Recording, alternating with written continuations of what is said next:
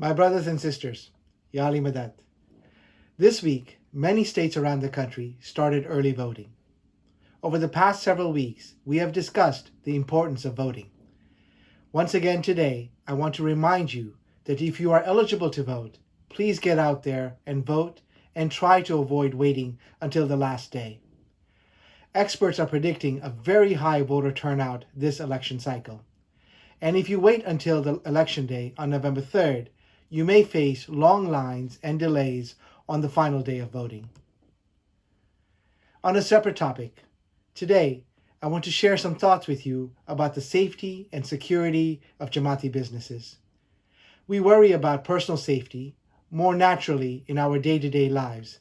Then we tend to think of business safety, which is also important for our overall welfare.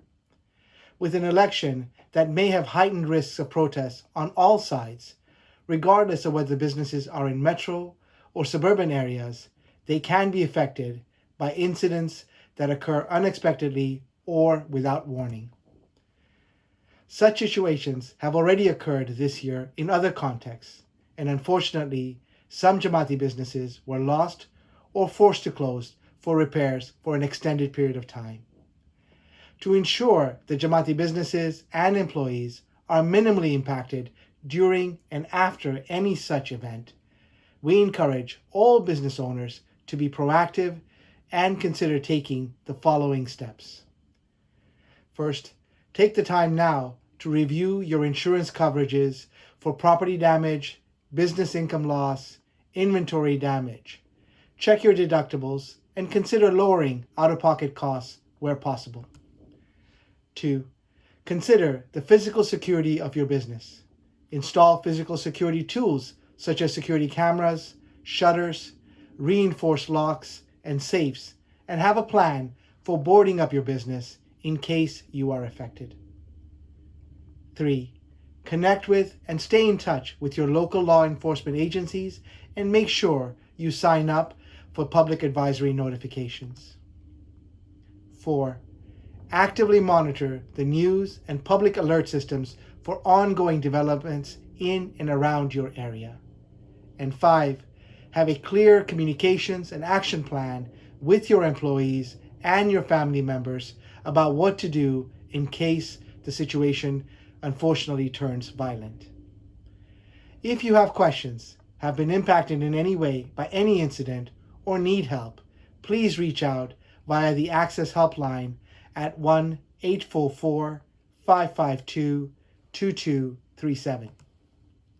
On a different note, in today's episode, we will be showing the video of Maulana Hazrat Imam inaugurating the Aga Khan Gardens in Edmonton, Alberta. In his speech at the inauguration ceremony, Maulana Hazrat Imam said, and I quote, "The garden of Islamic tradition is also a place where the flow of refreshing water reminds us of divine blessing. It is a place for meditation and quiet renewal.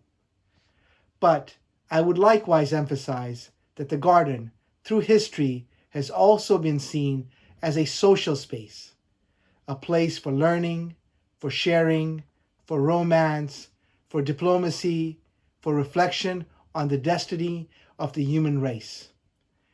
And even as we share the garden experience with one another, we can feel a connection with those who walked through similar gardens in the past." Unquote. The landscape architect for the Aga Khan Garden, Alberta, is Thomas Waltz.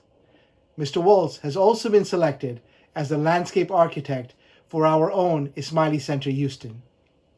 Some of us have had the opportunity to personally visit the gardens in Alberta and see for ourselves the way in which Mr. Waltz has brought to life the vision that Maulana Hazrat Imam has articulated. Inshallah, in due course, all of us will be able to experience this in our own country at the Ismaili Center, Houston. Finally, I want to emphasize that while we are cautiously beginning to reopen Jamaat Khanas where we can with reduced capacity, there are increasing numbers of coronavirus cases in pockets of the country. We should not confuse any Jamaat Khana reopenings or the country reopening around us with the risk of coronavirus going away. Instead, we should continue to maintain and maybe even increase our vigilance against the COVID-19 virus by avoiding unnecessary social gatherings, maintaining safe distances, making use of face coverings, and practicing good hygiene. Until next time, I wish you happiness and safety. Ya Ali Madat.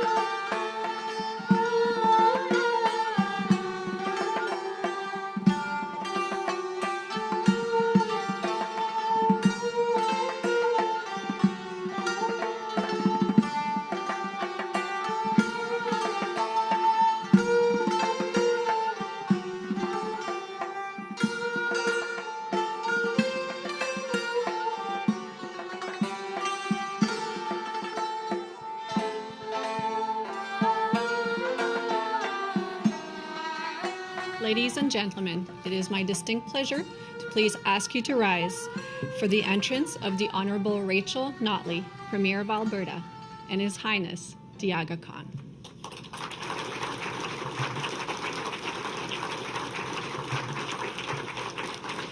Please remain standing for the entrance of Her Honor, the Honorable Lois Mitchell, Lieutenant Governor of Alberta, and His Honor, Honorary Colonel Doug Mitchell, and Prince Ali Aga Khan, accompanied by President and Vice Chancellor David Turpin.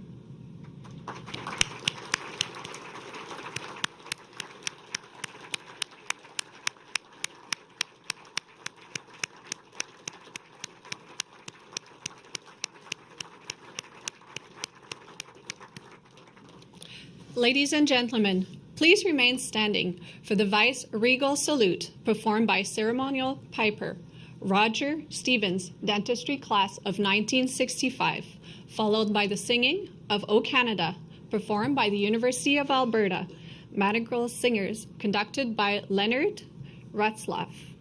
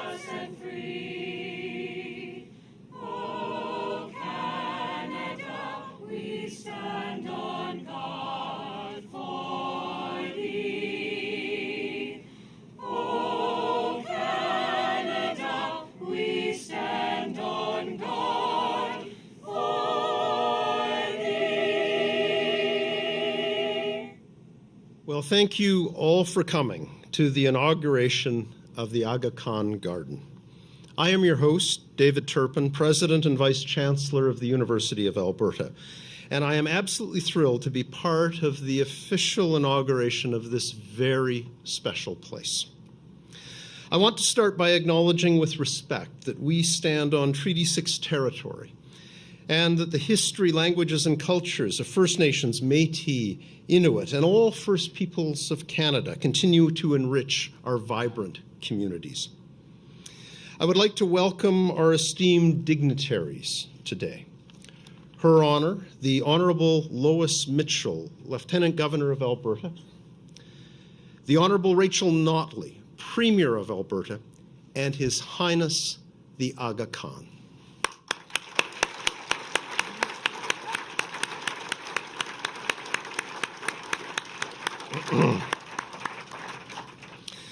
I would also like to acknowledge just a few of the many dignitaries joining us today. From the University of Alberta, Chancellor Douglas Stollery and Board Chair Michael Fair. From the Aga Khan University, President Firouz Rasool and Malik Talib, President of the Aga Khan Council for Canada. We are also joined by our chancellors and board chairs emeritus, ministers from the Government of Alberta, the mayors of Devon, Spruce Grove, and Edmonton, as well as other dignitaries, and of course, all of you, our friends, alumni, and supporters. Thank you all for being here today.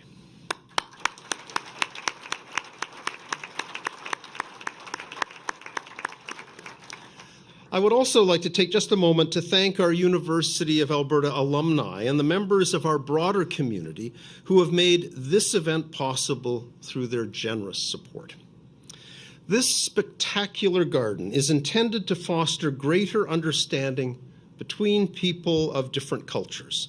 It is aptly placed here among other culturally significant gardens, including the Indigenous Garden, the first Native Peoples Garden at a botanic garden in Canada, and the Kuramoto Japanese Garden, named after the first Japanese national to graduate from the University of Alberta. This day has been more than 10 years in the making. It is the outcome of a very special relationship between the University of Alberta and the Aga Khan University that was formalized through a Memorandum of Understanding signed in 2006 and renewed again in 2009 and again in 2017. The deep-rooted partnership between these two universities is marked by a longevity and sustainability that has transcended time and leadership transitions on both sides.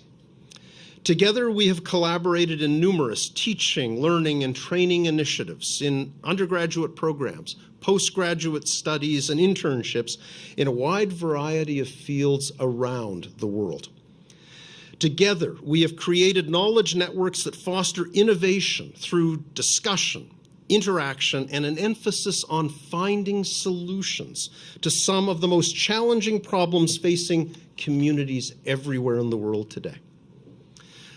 Our partnership has transformed lives and communities through improvements and capacity building in areas such as cardiology, nursing education and research, women's health and empowerment, copyright law, teacher education, and dental hygiene. We have fostered cultural understanding with collaborations in Islamic music, art, architecture, and literature. In 2009, in recognition of this collaboration, and for his work to advance global humanitarianism, pluralism, and social justice, the University of Alberta conferred an honorary degree on His Highness, the Aga Khan. In his speech to graduates, His Highness announced that he was giving the university a garden to mark the University of Alberta's 100th anniversary and his own Golden Jubilee, and to celebrate our growing partnership. Not just any garden, but a garden that would foster cultural understanding, academic research and teaching, and provide economic benefit and facilitate social interactions. a garden that would be one of just 11 other gardens of its type around the world, a place that would be a special symbol of our shared values and beliefs, most especially of the value of education and its ability to uplift society and to bring people together towards shared understanding. His Highness said he hoped this garden would be a space of, and I quote, educational and aesthetic value, a setting for learning more about Muslim culture and design, as well as a place for public reflection. It was to be a contemporary interpretation of Islamic landscape architecture integrated into its northern location. Indeed, the northernmost Islamic garden in the world. It bridges cultures, distances, and time. This summer, we opened the Aga Khan Garden to the public for the first time, and it has had an immediate impact. It has become a must-see destination for people to visit and to enjoy its beauty. Everyone who experiences the garden feels the effect of this magnificent transformative space. Our hardworking botanic garden staff have witnessed the garden come into being over the past year. The volunteer docents have learned about the culture, history, and traditions of the great civilizations that built gardens like this in the past. Everyone who visits the garden is struck by its precision and forethought, the intricacy of the features, the specificity of the plants. They marvel at the way the garden so delicately blends architecture inspired by Mughal tradition with shrubs, trees, perennials, annuals, and wetland plants that were selected to suit and reflect Alberta's climate. The experience of the garden, not only its beauty and its serenity, but its cultural gravity, the way it brings together our shared meanings, pleasures, and identities, cannot be underestimated. This garden is a fitting and beautiful representation of the collaboration between the University of Alberta and the Aga Khan University, and our shared commitment to education, research, and cultural understanding. I want to thank His Highness, the Aga Khan, for honoring us with this tremendous garden, which is only one of 2 in North America. It will be a space for reflection, education, and leisure for generations to come. Your Highness, thank you.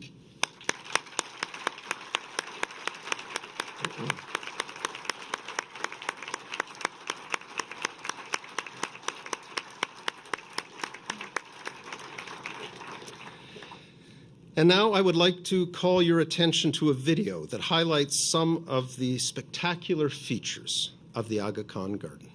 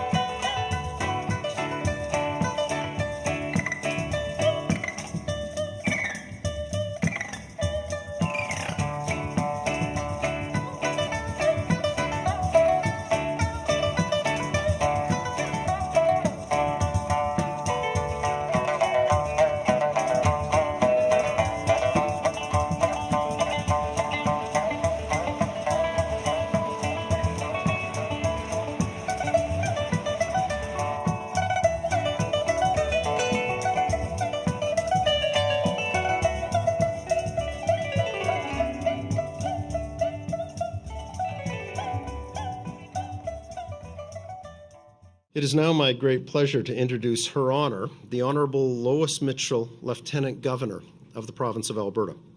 Her Honor is an accomplished businesswoman, entrepreneur, and community volunteer. In her career, she has created businesses and firms in areas such as sport merchandising and marketing, corporate training, and business development. Throughout her life, she has maintained a firm commitment to community service and volunteerism, which often overlap with her passion for team sports. Her Honor served as the director of the Hockey Canada Foundation, ambassador and governor of the Canadian Women's Hockey League, co-chair of the Gold Medal Plates Dinner in support of aspiring Olympians, and chair of the inaugural World Women's Under-18 Hockey Championships. Her Honor is Chancellor of the Alberta Order of Excellence, and in 2016 it was our privilege to award her an honorary Doctor of Laws. Ladies and gentlemen, please join me in welcoming the 18th Lieutenant Governor of Alberta, Her Honor, the Honorable Lois Mitchell.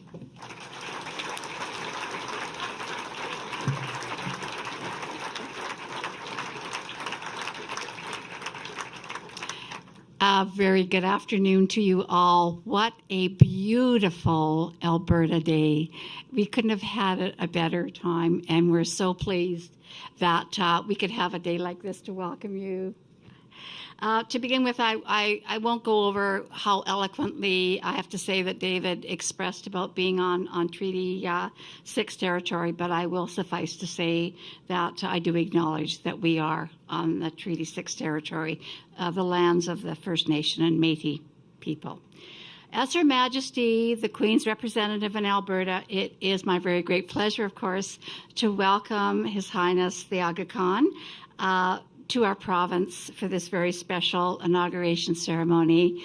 I had the privilege of welcoming you on May the 7th, so that's when we first met with many of your wonderful colleagues, I have to say that. I would also like to extend a sincere thank you, of course, to His Highness for sharing the gift, this amazing gift of this beautiful garden with all of Albertans and, in fact, Canada. I know that people from around the world are even going to want to come and see this.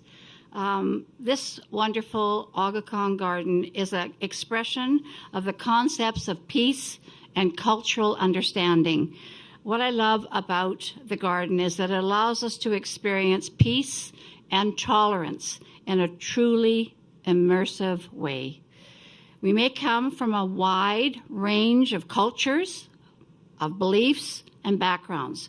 But when we experience the sights, the sounds, and the harmony of nature, it reminds us of our common humanity. The fact that this new addition is a unique coming together of a traditional Islamic gardens in Alberta's northern climate is a further reminder, as David said, that we can use our differences to create something beautiful and something lasting. I trust that everyone who visits the Aga Khan Garden will come away with a deeper appreciation and a stronger understanding of all that we can achieve through peace and cooperation. I know that visitors will also be inspired by this remarkable example that His Highness offers us all. He mentioned what he really wanted was this to be a place of communication, and I think that's a wonderful, wonderful goal. And the architect expressed that he wanted it whimsical. Who doesn't love those little animals all over? How special is that? I have to say that you have encouraged countless people throughout our province and around the world to share their energy and compassion with people in need and to create welcome and inclusive communities. Thank you very much. That's the spirit of our new Aga Khan's Garden, and we are so proud and honored to have it here in Alberta. Again, we have to thank His Highness and thank you as well to everyone at the Aga Khan Foundation Canada and members of the Alberta Ismaili community for your ongoing contributions to our province. I'd also like to recognize Premier Notley for the important contributions that the Alberta government has made to these botanical gardens. And finally, I'd like to say thank you to the staff. Thank you, Lee gave me a wonderful, wonderful tour of this garden about 6 weeks ago, and also to all the many leaders. And I have to say a special shout out to David Turpin, president of the University of Alberta. And then I have to say thank you to all of you. Thank you to all of you for your hard work on this very great project. And let's just enjoy this very special day of celebration. Thank you.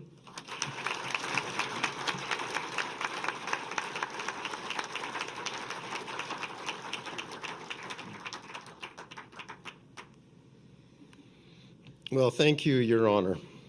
It is now my great pleasure to introduce the Honorable Rachel Notley, Premier of Alberta. A University of Alberta alumna, Rachel Notley received her Bachelor of Arts in Political Science before going on to get a law degree at Osgoode Hall Law School. Before entering politics, she worked in both Alberta and British Columbia and served as a ministerial advisor to British Columbia's Attorney General in the 1990s. Her work during her legal career focused on labor law, workers' compensation advocacy, and workplace health and safety. She was first elected to the provincial legislature in March 2008 as an MLA for Edmonton Strathcona. She was re-elected in 2012 and became Premier in May 2015. Ladies and gentlemen, please join me in welcoming the Honourable Rachel Notley.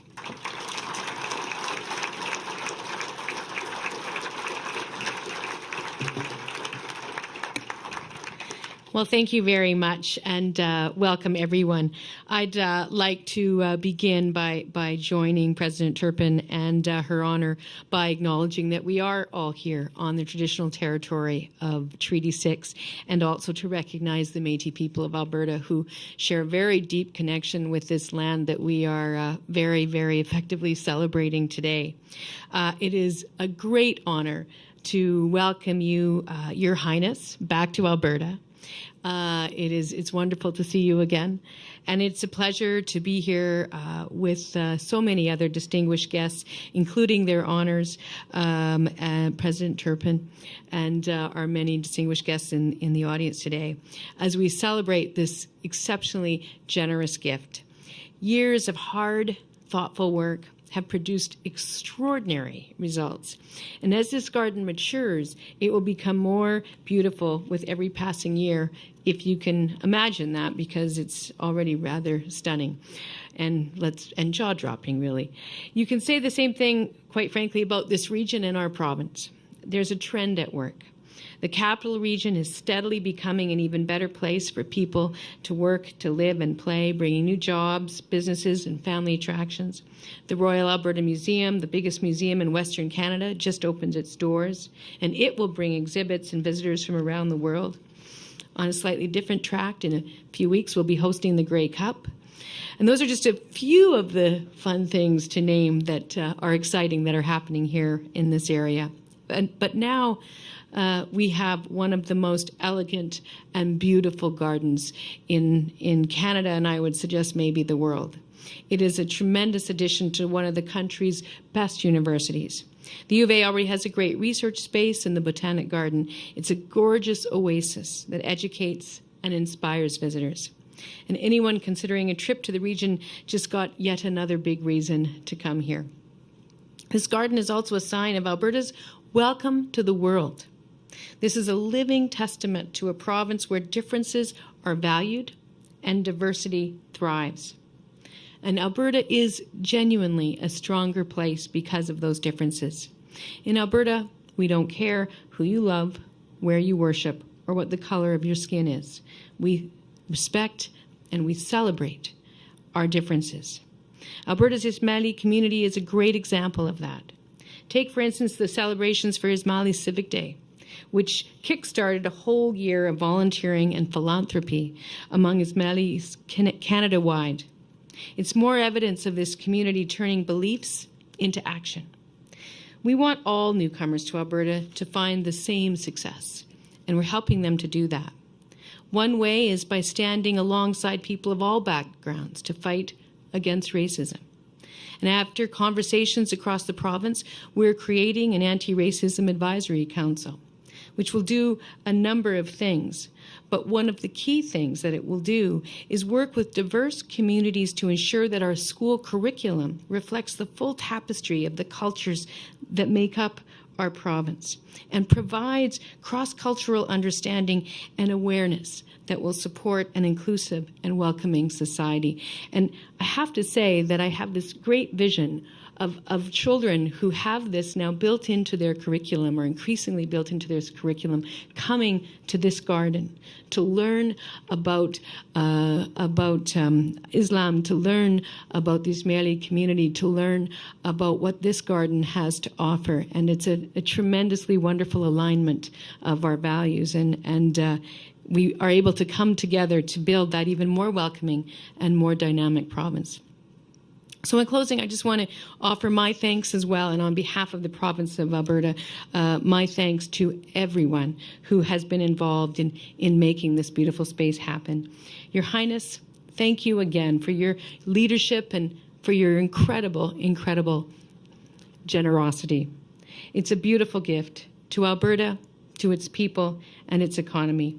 Everyone from families who've been here for generations to recently arrived immigrants will find moments of peace and calm, reflection and joy. And I'm delighted that the people of Alberta can count on you, Your Highness, as a true friend. And I'm proud to say that we stand with you as we work together to build a fairer, more inclusive world. So thank you very much.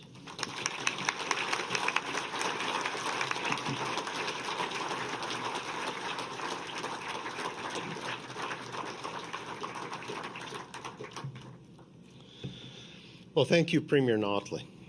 It is now my privilege to introduce the 49th hereditary Imam of the Shia Ismaili Muslims, His Highness, the Aga Khan. Since taking on his role as Imam in 1957, the Aga Khan has worked to uplift the most vulnerable populations while speaking to the need to uphold human dignity as well as the need to nurture and enhance pluralism. His Highness is the founder and chair of the Aga Khan Development Network, one of the largest private development agencies in the world. Its agencies, active in more than 30 developing countries, focus on quality health care and education services, cultural and economic revitalization, economic development, advancement of civil society, and protecting the environment. His Highness is a man of learning and culture, an inspirational leader and a great humanitarian. He has been awarded with national honors from 22 countries for his humanitarian work and legacy in international development. He has received 12 honorary degrees, including 7 from Canadian universities, and he is only one of 5 people to be made an honorary citizen of Canada, recognizing the close relationship he has with our country.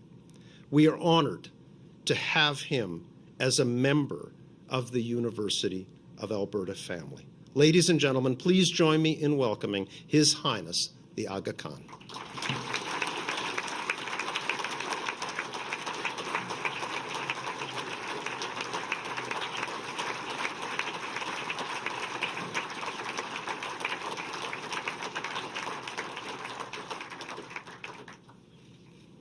Bismillahirrahmanirrahim. Your Honor, Lois Mitchell, the Honourable Rachel Notley, Honourable Ministers, Your Worships, Chancellor Stollery, President Turpin, distinguished guests. It is always a great pleasure to greet old friends and welcome new friends at a celebration like this. But today's inauguration stands out for me as particularly joyous. For one thing, the old friendships we renew today are especially meaningful. We look back, of course, to the welcome in Alberta of members of the Ismaili community who settled here almost half a century ago, often in very difficult circumstances. And those bonds of welcome have been continually renewed through the years, especially through our rewarding partnerships with the University of Alberta. One of the special gifts that old friends offer is introducing us to wonderful new friends, and that has also happened here. The project we celebrate today, the inauguration of the Aga Khan Garden, is a particularly happy example. I think all of you have had the pleasure in your personal life or your professional life of seeing a fascinating story develop happily from beginning to end. We recall the excitement of a new beginning, as well as that deep sense of grateful satisfaction when the planning works, when the hope is realized and the vision is achieved. Well, that is exactly how I feel today. I was fortunate to have been part of this project's conception, and I feel fortunate to be here today to help mark its realization. I remember well my visits to the University of Alberta during my Golden Jubilee year in 2008, and again for the graduation ceremonies in 2009. That was when we first discussed this dream of creating here, together, a new Islamic garden. I paid my first visit to the proposed garden site at that time, wondering even then just how this dream might come true in practice. It seemed like an unlikely dream to many. After all, the great traditions of Islamic gardens has its roots in very different times and places. The symbol of the garden as a spiritual symbol goes back to the Holy Quran itself, where the garden ideal is mentioned many times. Down through many centuries, Islamic culture has continued to see the garden as a very special place where the human meets further proof of the divine. The development of the garden as a symbol of Islamic ideals flourished most magnificently some 500 to 600 years ago. And that happened, of course, in the warmer climates of Southern Asia.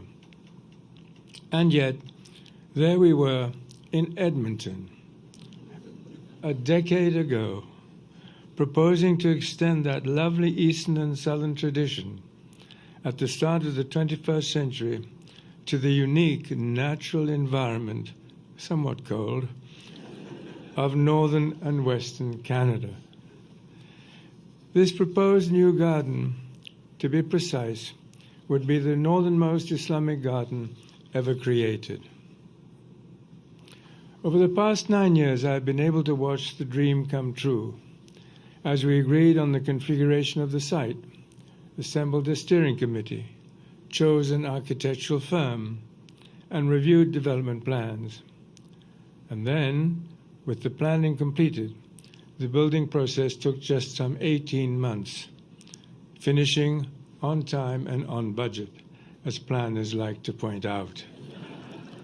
Me too. As I look out at this garden today, what I think about, above all, are the people who made it possible, their dedication, their talent, and their remarkable energy. I want them all to know that in celebrating this new garden today, we're also celebrating them. Theirs is a highly valued gift to the generations to come, who also must be privileged by experiencing the spirituality and harmony of multiple life forms. They include construction workers and gardeners, planners and administrators, artists and scholars, architects and designers, including the landscape design firm of Nelson Bird Waltz. They include dedicated members of the Ismaili and other Muslim communities in Alberta and other parts of Canada, the remarkable family of the University of Alberta, government officials at all levels, and those who serve the Aga Khan Trust for Culture and the Aga Khan Development Network. At the heart of their efforts, of course, was the inspiring power of the Islamic garden itself. For a central part of the garden tradition is the high calling of human stewardship, our responsibility to honor, to protect, and to share the gifts of the natural world. Gardens in this context can be seen not as imitations of nature, but as humanity's interpretations of nature, their geometric structures providing a human framework in which we can experience, in this case, the magnificent fluctuations of the Albertan landscape. The garden of Islamic tradition is also a place where the flow of refreshing water reminds us of divine blessing. It is a place for meditation and quiet renewal. But I would likewise emphasize that the garden through history has also been seen as a social space, a place for learning, for sharing, for romance, for diplomacy, for reflection on the destiny of the human race. And even as we share the garden experience with others, we can feel a connection with those who walked through similar gardens in the past. I would also mention one additional aspect of the particular garden we inaugurate today. It symbolizes not only the creative blending of the natural and the human, but also the beauty of multiple intercultural cooperation. One of the great questions facing humanity today is how we can honor what is distinctive about our separate identities and, at the same time, welcome a diversity of identities as positive elements in our lives. This city and this country have been among the world leaders in providing positive answers to that ancient question. The project we inaugurate today is a beautiful extension of that Canadian tradition. In Canada and in many other places, the Aga Khan Trust for Culture has made a major commitment to creating and renewing important green spaces in recent years. We can look back on 10 recent successes in places ranging from Cairo to Zanzibar, from Toronto to Kabul, from Dushanbe in Tajikistan to Bamako in Mali. In 2018 alone, I helped to inaugurate 3 such garden projects in London, in Delhi, and now here in Alberta. But the story does not end here. In fact, the story of Canadian Islamic Gardens itself is not yet completed. Our plans are now advancing, in fact, for a new park to be developed a few hundred miles southwest of here in Burnaby, British Columbia. Yes, to be sure, it will surpass Edmonton as the westernmost Islamic garden.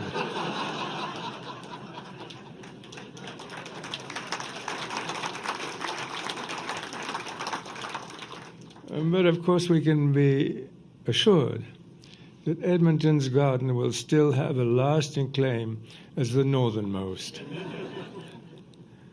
I've talked about the past today, but I would close by emphasizing the future. It is wonderful, at a moment like this, to think of all those who will visit here in the years to come. Our work now is to sustain this space, to create new experiences, and to meet new challenges. As you walk through these gardens, you will see evidence of the ways in which future generations will be able to make the most of this site. It is our hope and expectation on this special day that the Aga Khan Garden here at the University of Alberta will truly be a gift that keeps on giving. Thank you.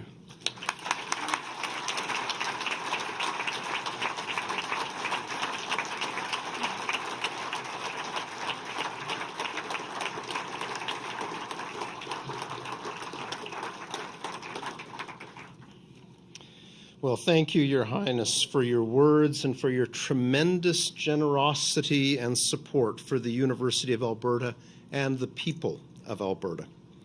The spot on which we've gathered today is significant because it is the planned site for an addition to the garden that will both complement its function and enhance its ability to foster greater cultural connection and understanding.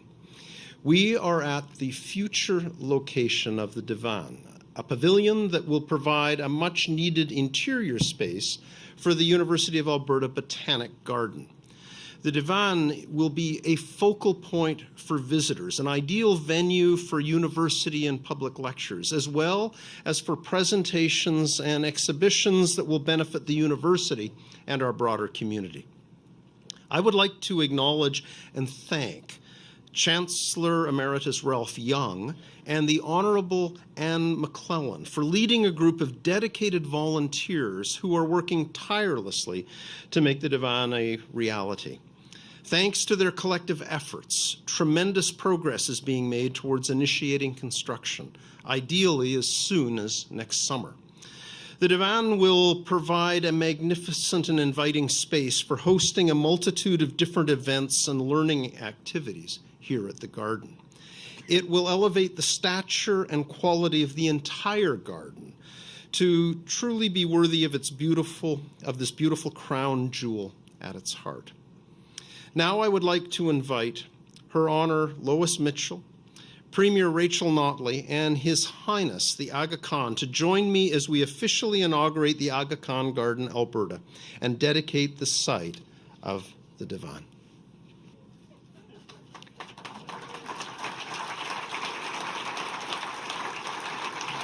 The first plaque reads, "The inauguration of the Aga Khan Garden, Alberta, in the presence of Her Honor, the Honorable Lois E. Mitchell, Lieutenant Governor of Alberta, the Honorable Rachel Notley, Premier of Alberta, His Highness the Aga Khan, 49th Imam of the Shia Imami Ismaili Muslims, on 16th October 2018.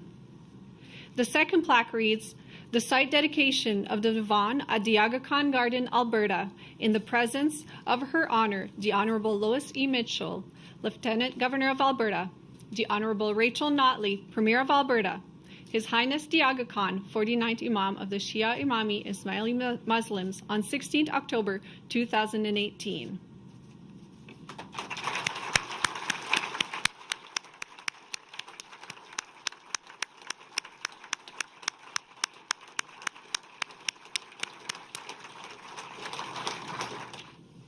Well, this concludes our ceremony today. I would like to thank the Lieutenant Governor, the Honourable Lois Mitchell, the Premier, Rachel Notley, and all the other special guests joining us here today.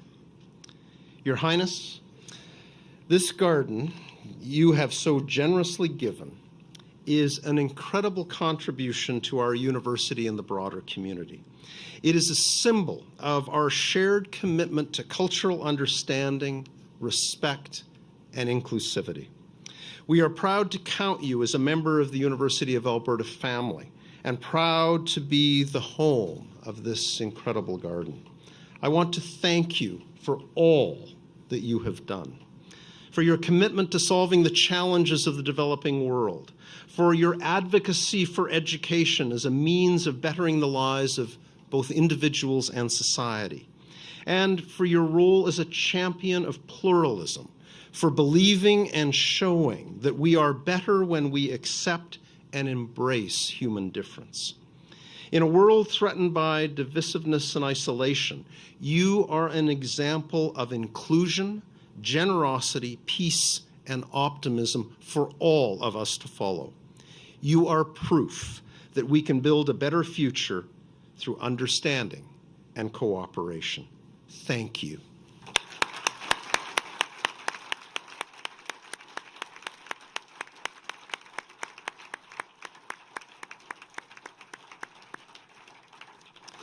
I would also like to thank each and every one of you for coming today. I hope everyone here has the opportunity to experience the garden later today and also in full bloom next summer.